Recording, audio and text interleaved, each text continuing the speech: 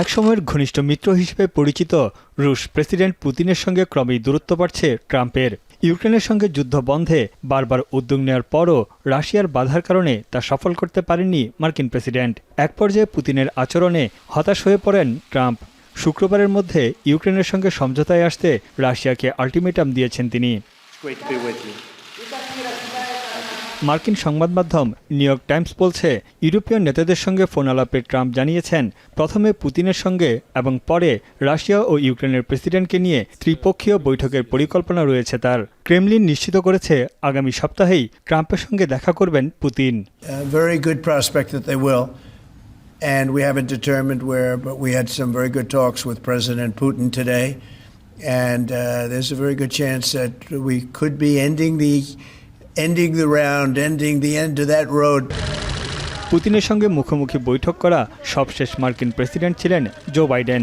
2021 সালের জুনে ইউক্রেনের বিরুদ্ধে যুদ্ধ শুরুর প্রায় 8 মাস আগে জেনেভায় তাদের মধ্যে বৈঠকটি হয়েছিল। এছাড়া পুতিন ও জেলেনস্কির মধ্যে 2019 সালের পর থেকে আর কোনো বৈঠক হয়নি। এদিকে রাশিয়াকে শায়েস্তা করতে এরই মধ্যে শুল্ককে হাতিয়ার বানিয়েছেন ট্রাম্প। মস্কোর সঙ্গে বাণিজ্য করা দেশগুলোর উপরও অতিরিক্ত শুল্কের বোঝা চাপানো হচ্ছে, যেটিকে দ্বিতীয় পর্যায়ের নিষেধাজ্ঞা বলছে ট্রাম্প প্রশাসন। রাশিয়ার কাছ থেকে জ্বালানি আমদানি করায় ভারতের উপর 50% শুল্ক হার ধার্যের পর চীনের উপরও একই ব্যবস্থা নেওয়ার হুঁশিয়ারি দিয়েছেন ট্রাম্প। এদিকে রাশিয়াকে দেয়া আলটিমেটাম শেষ হওয়ার 2 দিন আগেই মার্কিন বিশেষ দূত স্টিভ উইটকফ মস্কো সফরে পুতিনের সঙ্গে বৈঠক করেন। দুই পক্ষের মধ্যে কার্যকর ও গঠনমূলক আলোচনা হয়েছে বলে দাবি করেছে ওয়াশিংটন ও ক্রেমলিন। ট্রুথ সোশ্যালে ট্রাম্পও জানান, পুতিন উইটকফের বৈঠকে বেশ অগ্রগতি হয়েছে।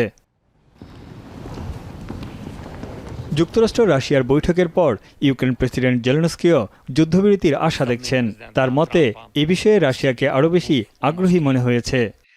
Наша спільна з партнерами позиція, вона абсолютно конкретна, вона абсолютно прозора. Війну треба закінчувати. І робити це чесно. Це дуже важливо робити це чесно. এত আলোচনার মধ্যেও থেমে নেই দুই পক্ষের পাল্টাপাল্টি হামলা। রাশিয়ার অভিযোগ, বুধবার ইউক্রেনের প্রাকৃতিক গ্যাস ট্রান্সমিশন সিস্টেম সহ একাধিক লক্ষ্যবস্তুতে হামলা চালায় রাশিয়া। অন্যদিকে ইউক্রেনও মস্কোর সামরিক লক্ষ্যবস্তুতে আঘাত করেছে। তানভীর জনি, এখন বিশ্ব।